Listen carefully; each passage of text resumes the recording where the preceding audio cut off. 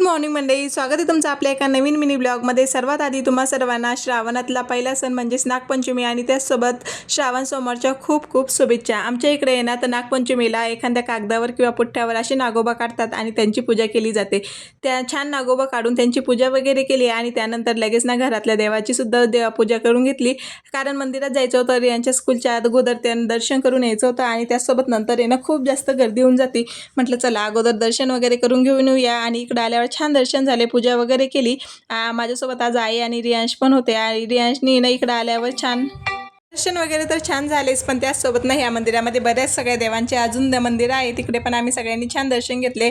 सरस्वती मातेचं, त्यानंतर पारदेश्वर महादेवांचं, अजून इकडं रेणुका सप्तशृंगी बरेच सगळ्या देवे आहेत, त्यांचे सगळ्यांचेही दर्शन घेतले। आणि ह्या मंदिराचा परिसर ना खूप जास्त प्रसन्न आहे।